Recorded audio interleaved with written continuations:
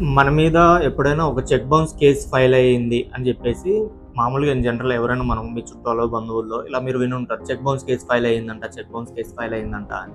అంటే cheque bounce case ఏమంటే in general 138 section 138 of negotiable instrument యాక్ట్లో అఫెన్స్ అవుతుంది అనమాట అది.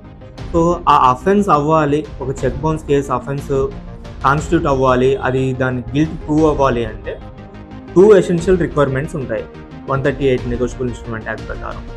సో అందులో ఏమంటే ఫస్ట్ వన్ వచ్చేసి ఆల్వేస్ ఎన్ఫోర్స్బుల్ డెట్ ఉండాలి ఒకటి. 2 చెక్ బౌన్స్ అయి ఉండాలి. చెక్ బౌన్స్ అవ్వడం అంటే ఇన్ జనరల్ అందరికీ తెలుసు, అందులో ఇన్సఫిషియెంట్ మనం ఒక చెక్ రాసి వాళ్ళకి ఇచ్చిన తర్వాత అందులో ఇన్సఫిషియెంట్ ఫండ్స్ మీద మెయింటైన్ చేయడం, లేకపోతే సిగ్నేచర్ మిస్ మ్యాచ్, ఇలా మల్టిపుల్ రీజన్స్ వల్ల ఏదైనా కారణం చేత ఆ చెక్ హానర్ అవ్వకుండా డిజానర్ అయ్యి రిటర్న్ అయితే దాన్ని చెక్ బౌన్స్ అవ్వడం అంటాం మనం. అలా చెక్ బౌన్స్ అయి ఉండాలి. తర్వాత ఆ చెక్ ఇష్యూ చేసినప్పుడు ఆ పేయీ ఎవరైతే ఉన్నారో ఆ పేయీకి మనమైన ఒక ఎన్ఫోర్సిబుల్ డెట్ ఉండాలి.